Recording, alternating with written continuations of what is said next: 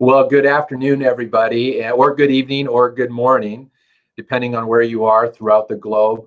Welcome to the 16th SADS Facebook Live session. And on behalf of Alice Laura, our CEO for the Sudden Arrhythmia Death Syndrome Foundation, thanks so much for joining us today. I'm Mike Ackerman, a genetic cardiologist at Mayo Clinic, and I've had the privilege of serving as president of the board for SADS Foundation. This is a special program. It's a special week. This is the National CPR AED Week declared for the United States, and we'll be talking specifically about resuscitation and automatic external defibrillators. So for all of you out there in SADS Facebook Live land, I'm so glad you could join us, and I'm delighted to be joined by Richard Lamphier, an RN at Children's Healthcare in Atlanta. I've known Richard for a long time.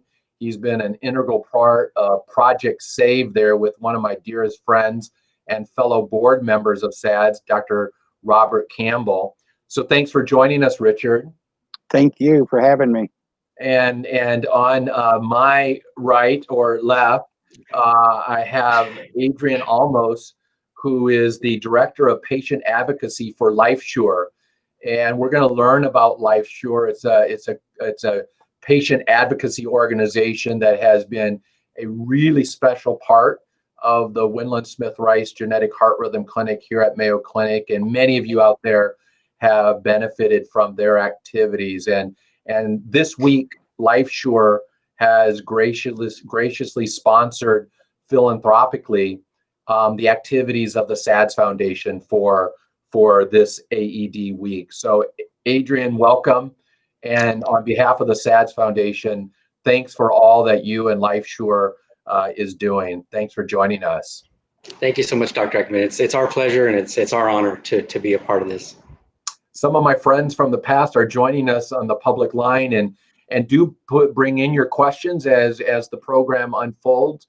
Alice and team will record them. We'll try to get to them, but this is a unique program where we're going to be focusing on resuscitation and survival from sudden cardiac arrest. But before we do, just to remind you, we started this program oh so long ago because of something called the global COVID-19 pandemic. Some of us may be forgetting that actually is here. It's real, and social distancing is still a recommendation. You wouldn't know that from the activities across the United States this past week, where maybe it seemed like social distancing was a done deal. But don't forget that we, in this global pandemic, we are now at 6.7 million cases worldwide. We're approaching 400,000 deaths globally from SARS-CoV-2 mediated COVID-19. USA, 1.9 million cases, 108,000 deaths. My county, 689 cases, thankfully only 11 deaths. 21,000 cases were added in the United States yesterday. So it's still here. Great progress is being made in flattening the curve, and I'll show you that at the end, but let's not forget about it. You and I, though, what's your risk of all of our SADS families? Very low. Out of about 2,000 families, individuals that I take care of, we now have had our first two. Two of the 2,000 have COVID-19, a father and son with Brugada Syndrome, and it did need nothing to the Brugada Syndrome during their febrile illness. So our true actuarial risk of coming down with COVID-19 remains really low. Let's keep it that way. Let's stay corona-free for as long as we can. So that's COVID-19 update. But now, this week, this is a really important week of survival, because today there will be 1,000 out-of-hospital cardiac arrests that will occur in our land. Tomorrow, there will be 1,000 out-of-hospital cardiac arrests that will occur, and the next day, and the next day. 70% of these will occur at home, and depending on where you live and what kind of chain of survival is set up in that community, our survival rate ranges from as dismal as less than a 1% chance to as high as 55 to 60% chance in Seattle or King County. And actually, I think we might beat them in Rochester, Minnesota, because we may not have a lot to offer in this town, but it's really hard to die suddenly in Rochester, Minnesota, because of the chain of survival that has been set up over the years with rapid CPR, rapid AED. And in fact, Richard, tell us a little bit about this chain of survival and Project Save that you've been an integral part of, and what you've seen in terms of lives being saved because of effective execution of the chain of survival. Thank you, Dr. Ackerman. And that's really what Project Save is all about, is teaching the chain of survival. And then the other part of that is we have them practice the chain of survival. And so I think the most important thing, and our primary focus is in schools and athletic leagues and community centers. So we really focus on that. We know in the United States, about 20% of the population is in a school on school days. So I'm not sure, I'm not good at math, but 20% of 350,000. So we know cardiac arrests are going to happen in schools. We want to make sure the awareness is there. And the most important part is recognizing a cardiac arrest. That's the number one link in the chain of survival. So I think a couple of things that will throw people off, if somebody suddenly collapses, what happened? Did a 17-year-old girl faint playing volleyball? Or did she have a cardiac arrest? Did Hank Gathers, a lot of us have seen that video, did he have a seizure or did he have a cardiac arrest? And we know in both of those cases, they were cardiac arrests. One went one way, one went the other way. And so when we think about recognition of a cardiac arrest, we always say a sudden collapse is a cardiac arrest until proven otherwise. Two things will throw people off. One is gasping respiration, somebody gasping for air, snorting or snoring. And so when you call 911, they say, is the person breathing? Well, you look over there, you hear it, you see their chest moving, and you say, yeah, they're breathing, but it's not normal. So the first thing we check, are they responsive? Hey, are you okay? Are you okay? The second thing we say is check for normal breathing. If it's not normal, if you don't know normal, or you don't think it's normal, then go right into CPR. The other thing that will throw people off, especially in younger adults and children, is seizure-like activity. Their arms and their legs will jerk. We don't know if it's a lack of oxygen to the brain. I've heard that it's lactic acid buildup in the muscles. The same thing that causes a cramp or Charlie horse. They'll tighten up their muscles. Their arm will jerk or their leg will jerk, and it looks like they're having a seizure. That will throw people off as well. So really the emphasis on early recognition is so important, because when that happens to somebody, we always say it's the biggest punch in the stomach that you've ever had. It takes your breath away. It shocks you. Is this really happening to me at this moment? So we want you to remain calm. You can do something about it. You can help save a life. And Richard, I think that's so important. We teach all of our families, we say 10 seconds. If that collapsed person hasn't started to arouse in 10 seconds, assume it's cardiac arrest and activate the drill. 911, start CPR, get the AEDs. And tell us a little bit about the start CPR, because there's been a dramatic change where we had all this mouth-to-mouth and chest compressions and who could do it. And there's a lot of fear, but it's been really simplified over the last few years. In fact, I would say revolutionized with chest compression only CPR. What's your take on that? And that's so true. And we really think anybody can do it. So always, two things that are real important: hand position, and then pushing hard enough and fast enough. So I always like to, the American Heart Association, the Red Cross says that we have to remove clothing before we start CPR. And we know that men are twice as likely to have CPR performed on them in public than women are. We think that is there's a hesitation to remove women's clothing in public for obvious reasons. So I always like to tell people what you can do is you can take your hand, go underneath their armpit, come over to the middle of the chest. Anatomically, it's supposed to be mid-nipple line, but you can start compressions through their clothing. Now, if it's an athlete, you're going to need to remove shoulder pads or chest protectors or something like that. But if it's, regular clothing, a t-shirt, a shirt, now it'd be really difficult for somebody to try to get clothing off with compression garments that athletes are wearing, things like that. So I say we can start CPR through the clothing. When the AED gets there, there's going to be scissors. I can continue doing CPR. You bring the AED, you're on the opposite side of the victim. You cut the clothes off, you fold them over, place the AED pads on right away, and we've continued that circulation that is so important.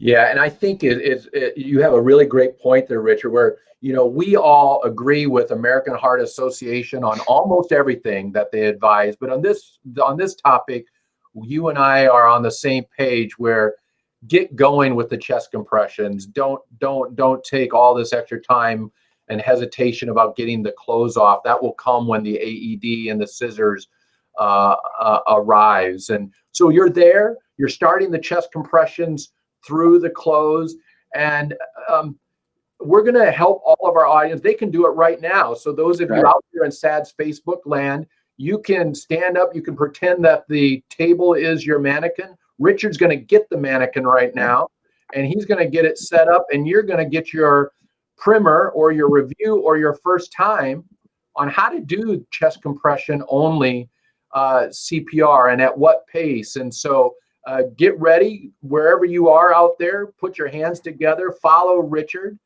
And Richard, let's show how they can be part of the army of first responders to save lives rather than some of the things that's going on right now out there in our land. So the first thing you do, hey, are you okay? Are you okay? Check for normal breathing, chest not rising. Like you said, 10 seconds. I reach underneath their armpit, come over to the middle of the chest, mid-nipple line, and I start compressions, interlock my fingers, square up to the victim, push down 2 inches, make sure you let the chest come back up, down for the brain, up for the heart, down for the brain, up for the heart. And you're going to do that at a rate of 100 to 120 times per minute. The song you can sing is Staying Alive. Staying alive. So staying alive, staying alive, staying alive. And you continue to do that until help arrives. And so, Richard, you're just doing staying alive, keeping them alive, and not worrying about the mouth. Nope. And we really think some of the science coming out is showing, when somebody, if you think about it, if somebody collapses, they were just breathing. So there's air in their lungs, there's oxygen in their bloodstream. If we can circulate it, keep that blood going, keep that oxygen going, it's going to deliver oxygen to the brain and other vital organs until help arrives. At some point, yes, we do need to start giving breaths to help replenish that oxygen. But it's so important to get started with CPR to circulate what oxygen they do have in their bloodstream, and then to get the AED on to deliver a shock as soon as possible. In your experience, Richard, how long can somebody do the staying alive pace before they fatigue and don't do the 2-inch compression and release as effectively as needed? In other words, if they're witnessed and collapse and you started it, how quickly should we think about tagging out to have the next rescuer, join the chorus? We say at least every 2 minutes. And I really think if there's, we know about bystander syndrome, people are willing to help, but sometimes they need a little bit of encouragement. So if I'm doing CPR, I'm starting to get tired, I can ask somebody else, watch what I'm doing. You're going to do the exact same thing I am. We change, they start doing compressions. I can coach them through it, encourage them through it, push harder, push faster. And I always tell people, if you think you're pushing too hard, I want you to push harder. If you think you're pushing too fast, I want you to push faster. I'd rather you push harder and faster than not hard enough or fast enough. That's just great advice. And what do they need to fear about trauma? I mean, if they're pushing hard and fast, too hard or too fast, what's the likelihood that cardiac arrest individual, who we hope will be a survivor, Okay. will have broken ribs or things afterwards. Is it very high? I know some people have always worried that they're going to be breaking ribs left and right. No, it's not very high. And I always like to tell people, especially if you're the first person there, and I tell this to people, it's like your knuckles cracking. So you're going to hear that sound. You're going to feel that crepitus underneath your hands when you're doing it. And you think you're going to be breaking ribs, but it's just like your knuckles cracking because you're pushing the rib cage down in a way that it's not used to going. That cartilage connecting to the sternum is going to be popping. You may not break a rib. And so I think to take the fear out, and if you did accidentally break a rib, if we can get him to the hospital, we can fix it. And you have been such an integral part of Project Save with Dr. Campbell, and Project Save is affiliate of the national Project Adam, which I think was birthed in Wisconsin. And one of our former SADS Foundation board members, Dr. Stu Berger, who's chief now at Lurie Children's in Chicago, was a significant pioneer of Project Adam as well, and that evolved into Heart Safe Schools. Tell us a little bit about Project Save, Project Adam, Heart Safe Schools. What's happening through those organizations? So Project Adam is growing. I believe we're at 28 affiliates, children's hospitals, and then West Virginia just came on board with their chapter of the AAP, and so that they're covering the entire state. And so, and I believe we're in 22 states with the 28 affiliates. But what's really happening is we've recognized that the number one cause of death on school property is a cardiac arrest. People realize that, with social media, that the incident seems to be broadcast across the country when a student athlete goes down. So what we really focus on is really teaching the chain of survival with a few extra nuances. And one of them is it has to be venue specific. Your plan, it's great to have an AED. It's great to have people trained in CPR, AED. But really the most important thing is to have a plan. So what is your plan? So one is, what's the name of the building? I go to schools that's an old middle school gym.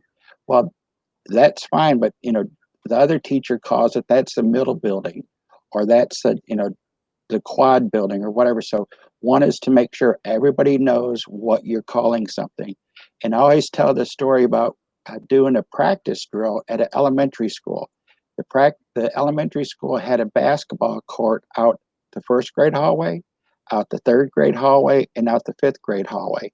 We put a mannequin down, and the secretary announced emergency team needed at the basketball court. And you know what I'm about to say is that each basketball court had people of the emergency team respond to it. They went to the one that they knew. The first grade responding team went out, the people on the team from the first grade hallway went to theirs, third grade team went to theirs, fifth grade team went to theirs. So those are the things that we really talk about and really practice through. And then, the communication plan. Who's going to communicate? How do you call 911? A simple thing is that a lot of the old school buildings, it's very hard to get cell service if you're in the middle of the building with all that solid brick. We used to use them for disaster shelters and things like that back when they were being built in the 40s and 50s. And so do you have a push button in the classroom that you have a panic button that you can push, goes directly to the secretary at the front who can communicate with you and call 911 from a landline? So we talk about that communication plan. Who's calling 911? Who's going to start CPR? Where is your AED at? In Georgia, the law says that all schools with interscholastic sports, has to have one AED. That automatically eliminates elementary schools. They're not required by law to have an AED. We think we're down to about 50 schools that don't have an AED out of over 2,000 schools, but that's because of the awareness. We never had a school say, oh, I can't afford one of those, once we brought the awareness to it. And I really like your analogy to the fire extinguisher. There's one in every school. There's 8 fire drills every year in Georgia. And so why don't we replace one of those fire drills with a medical emergency drill, a cardiac emergency drill? So, and then, we look at where's the AEDs at. Can you get it to a victim in less than 2 to 3 minutes? Mm-hmm. I think that, we speak of the AED, and I think I would like to turn my attention to our SADS Facebook community. Carrie and Sonia and Samantha, hello out there. And you've asked a similar question about, should your families have an automatic external defibrillator as part of your family safety gear? And with that, I want to bring Adrian on from LifeSure and just share with you some of the things that our program does. So in our program, Richard, in Mayo Clinic's Winland Smith Rice Genetic Heart Rhythm Clinic, we have a couple of strong recommendations. One is that all of our children who are diagnosed and treated, that they have an AED as part of safety gear. Those who have an internal defibrillator, maybe not, but those who don't have an internal defibrillator, which is most of them, we equip them with an AED as part of safety gear, just like my home with the fire extinguisher. But we tell them that that AED will likely never get used on that child. We've had three AED rescue shocks in over 500 treated children in over 20 years. Wow. So if we do it right, diagnosis, treatment, and so forth, this safety gear they'll never need, but we have it. Boy Scout, be prepared. And the other thing we do is all of our athletes, if they're going to be an athlete with genetic heart disease and stay an athlete with genetic heart disease, they must have their AED in their sports bag. Just like a kid with a peanut allergy has his EpiPen in his sports bag. They're not relying on an EpiPen locked in the athletic director's desk or the albuterol inhaler for the athlete with asthma.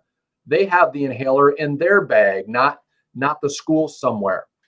And that's just kind of we don't deviate from that. Is if you want to play, this is your sports safety gear. Now, even though I've mandated that, strongly recommended it, I guess, we've actually never had an athlete with genetic heart disease require or receive an AED rescue shock in the past 20 years. So if we're prepared, like you've been suggesting, that AED is going to get rapidly applied to somebody called not our patient. Mm-hmm. It may be the custodian in the school system. It may end up being a teacher or a grandparent visiting for grandparent day. But what have you seen as the reaction? And it looks like maybe we don't have Adrian able to come on from LifeSure if we lost him in the link there. But what have you seen with sort of the reaction to the AED and the availability of an AED in the public square, whether it's schools or casinos or the airports? What have you observed over the years? I think that the willingness to be able to pursue and get an additional AED, and when we bring that awareness out, there's some great foundations around the country and I'm sure around the world that if a family needs an AED for home use, we have some here in Georgia that if LifeSure is not able to get their AED for them through the insurance process, and then I'll reach out to some of these foundations that are willing to, who are members of SADS, and they're willing to donate an AED. That's their cause and that's their purpose and that's their mission for their foundation, is to provide AEDs to families who may not otherwise be able to afford it. Now, I always think about that. I was in a school one time with one of our with me children, students, and I was talking to the principal, and the AED they had one is an elementary school. It's a big school, and she was in the 3rd grade hallway, and he said, "Well, we really need an AED closer to her. I want one closer to her." And he said, "You know what I'm going to do? We're going to have a hat day." And he said that for 25 cents per teacher, that they would be able to get enough money to purchase an AED. And wow. So that, when you bring that in, and there's some other organizations that will help out with, crowdsource, GoFundMe accounts and things like that. But that's really when you start breaking it down to the cost of an AED. is it $1 to wear a funny hat? Is it $1 to wear jeans? Is it $5 to wear jeans on Friday? So I think that's the awareness. Once we bring the awareness and the importance of it, that's really helps out. We haven't had anybody say no, we can't do that. Yeah, that's great. And Adrian, welcome back from LifeSure. And I want Adrian, you not only have you supported the SADS Foundation, but as director of patient advocacy for LifeSure, to me, it's been a breakthrough to have your organization step in the gap to help our families navigate securing an AED. And because as we were saying when I lost you, that my patients will almost for sure never need the AED. Even though I want them to have it as safety gear, we've actually published that if we're well treated, we won't need it. And because of that, sometimes the insurance companies have then said it's not medically necessary because it's not being needed, which is kind of strange. So what have you seen in the ability of insurance companies to see the light and see that, yes, it may never be needed, but still it's a great idea as part of family safety gear? So definitely based off of, the doctor's recommendation, the letter of medical necessity.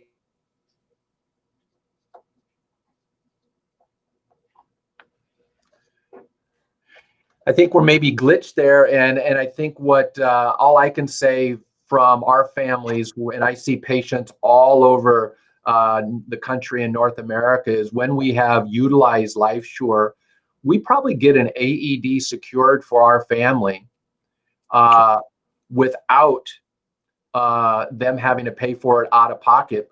I would bet at least 95% of the time. I mean, your guys' batting average, Adrian, is incredible in helping these families get an AED. It's what gets us out of bed every morning. I mean, the team, that's all their goal. We exhaust every appeal until they finally can fight. We bring documentation, any kind of white papers that, even some that you've published, Dr. Ackerman, we've used those, any kind of evidence we can provide that this is going to be a benefit to them as a just in case little insurance policy. We'll give them as much information as we can so that it'll get approved.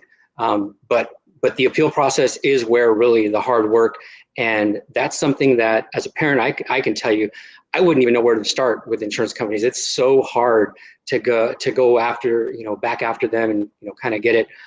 Well, you've taken a tremendous burden off of the healthcare team in terms of all of the legwork that I would initially have to do. And then I'd have to have my nurse of our genetic heart rhythm clinic do. And now we hand it off seamlessly with a really terrific partner that you do all that work. So on behalf of the SADS Foundation, my clinic, my patients, thank you for being there as an organization to meet this critical need. And once you get them the AED, Richard, Adrian, sometimes the families say, yeah, but isn't that device really, really hard to use?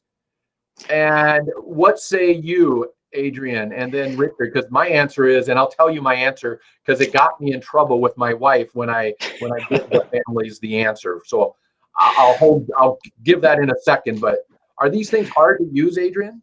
They're not. They really walk you through all the steps. As soon as you turn it on, it's like, I always tell people, it's like having a coach there to walk you through the rescue.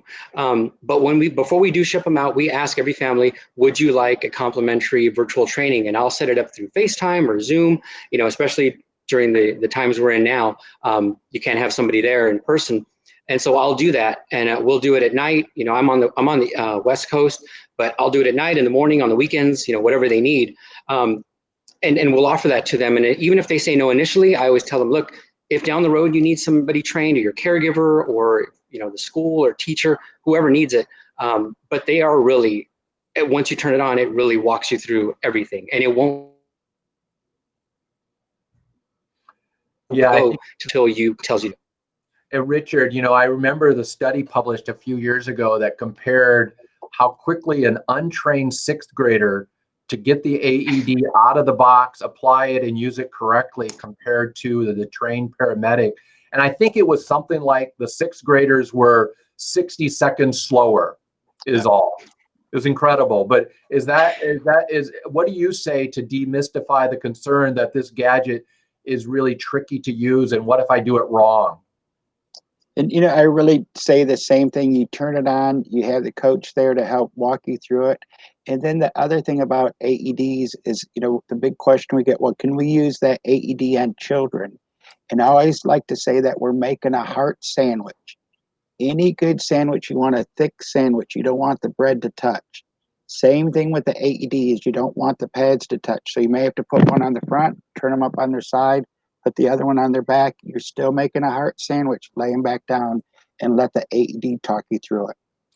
And Janine, hi Janine, is asking a really good question. She's saying, how often do these AEDs need servicing or inspection to make sure that they would deliver the promise of rescue should they be needed?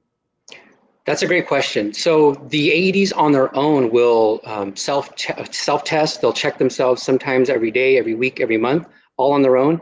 As long as maybe they have an OK sign or a flashing green light, as long as that's going, then you're good. I equate it to a smoke detector. So once there's something wrong with that AED, the light may change to like an amber or red color, and it'll also start chirping at you. And I tell them it's kind of like saying, hey, look at me, I need attention.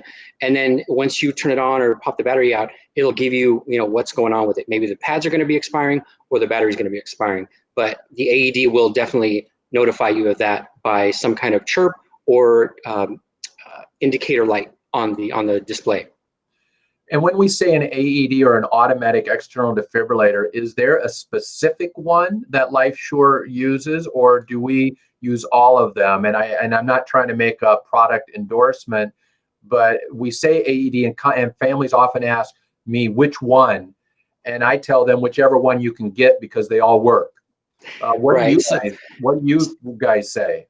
So we've historically used the Philips home AED because it's made for home use and made for lay people. But we've partnered with other companies and other since we've been purchased by OneBeat. We purchased partners with other device companies, so that if they give us a lead, we'll make sure that they get the device where the lead came from. Yeah. And then we'll train them on that device as well.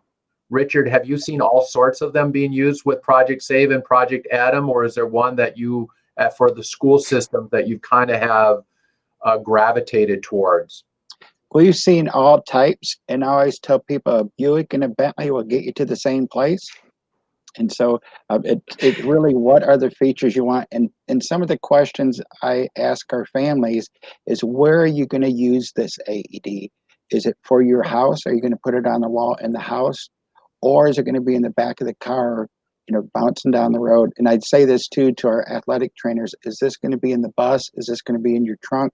Where? So those are some of the questions to ask the AED or to answer for the AED representative.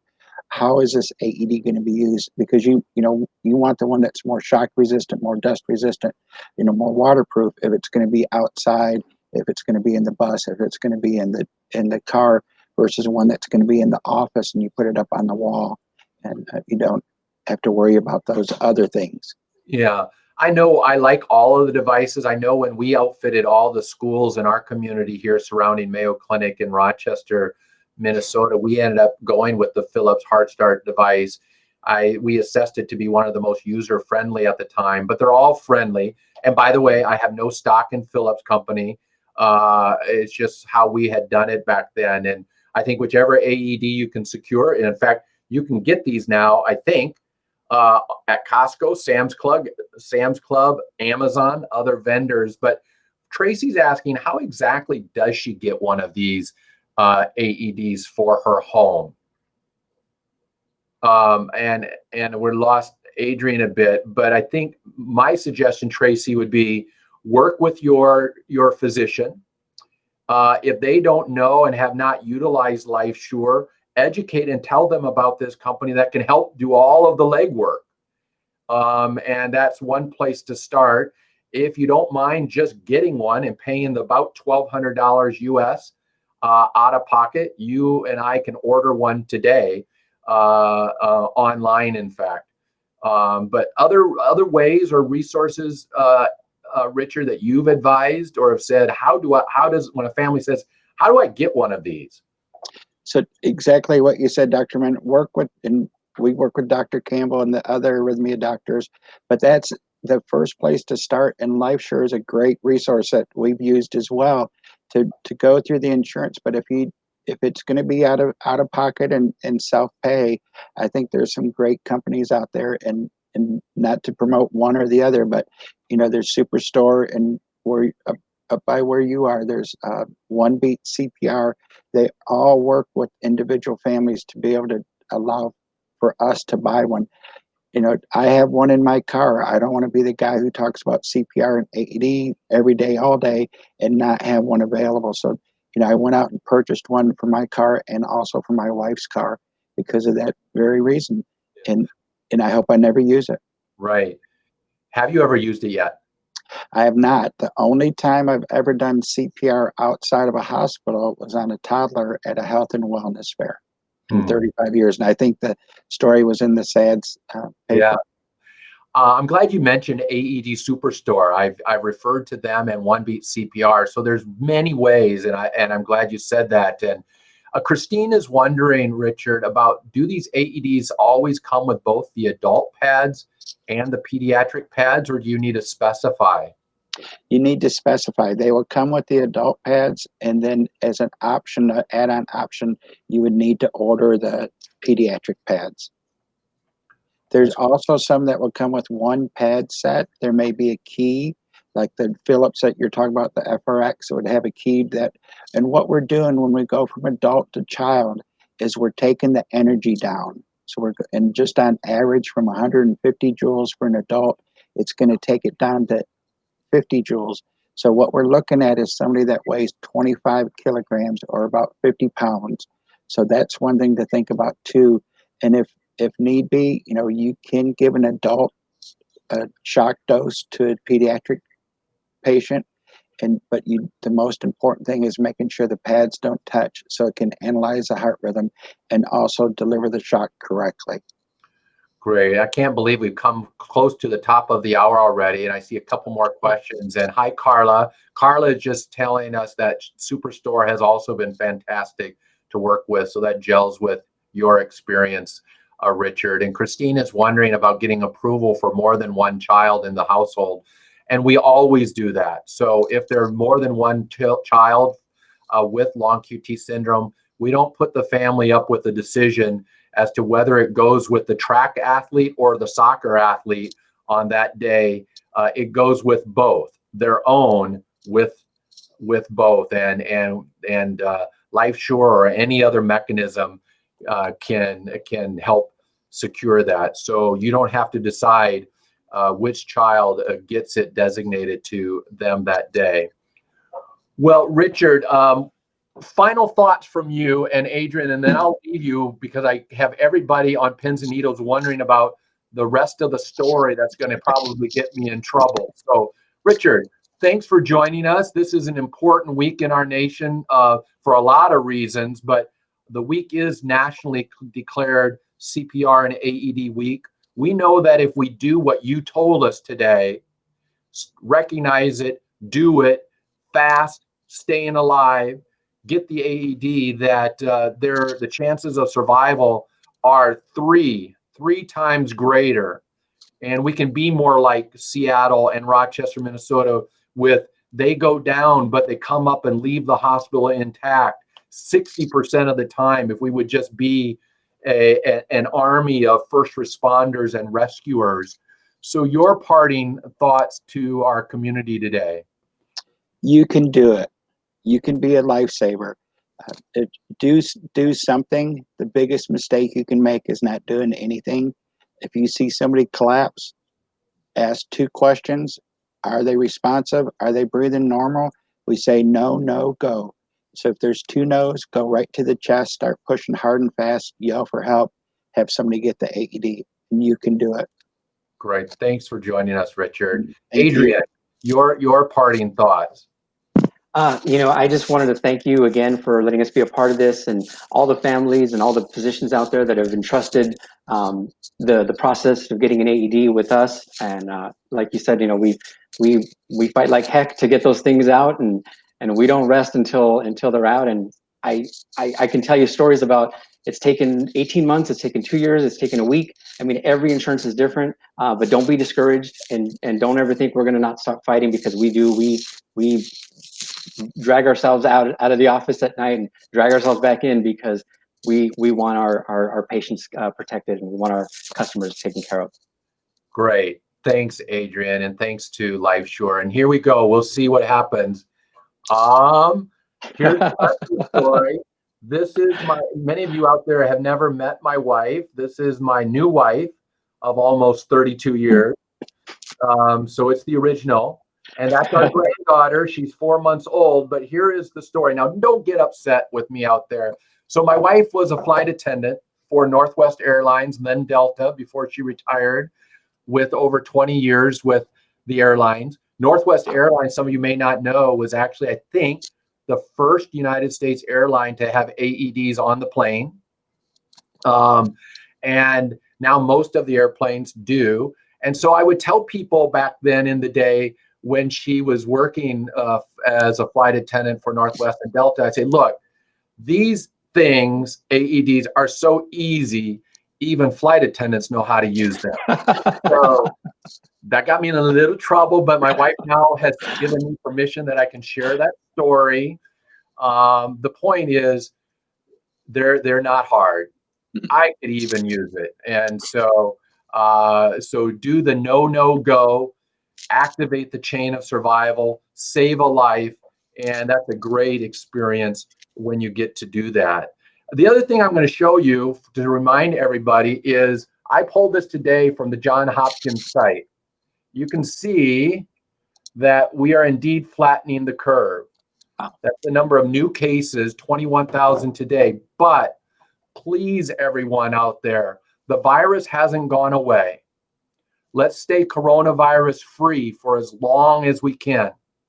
Hand washing, hot water, soap, 60% alcohol content or more. The virus doesn't like that. Masking, I mask, you mask, we all mask together. It works. Now we wear these masks, not some of the masks we all have been seeing throughout the cities, throughout our country. These masks. And social distancing. That's called 6 feet. We haven't been seeing much physical distancing lately, as if it's gone away. And mark my words, I'll show you that slide again in next Friday and the Friday after, and we will see a spike in that flattening of the curve in about 2 weeks, where there's going to be more cases in these communities. So stay coronavirus free for as long as you can, as long as I can. Progress is being made. We're in this together. We as a family just had our first restaurant dinner last night in 3 months, as opposed to takeout. So it was great to go to a restaurant. We sat outdoors, but things are gradually getting back to normal in that compartment. We have other parts of our country and stuff going on since the senseless, tragic killing of Mr. Floyd that our nation is dealing with. But let's all deal with what we can. I want all of my SADS families out there and all in the SADS Facebook community to live and thrive despite your diagnosis. That's what we're about at the SADS Foundation. That's what LifeSure helps us be about. That's what Richard, in your role, and Project Save, Project Adam, Heart Safe Schools has been about. So let's be about it together, and we can all do this together. So until next Friday, take care, everyone, and I can't wait to see you for our program next week. Bye, everyone. Thank you. Thank you. Thanks.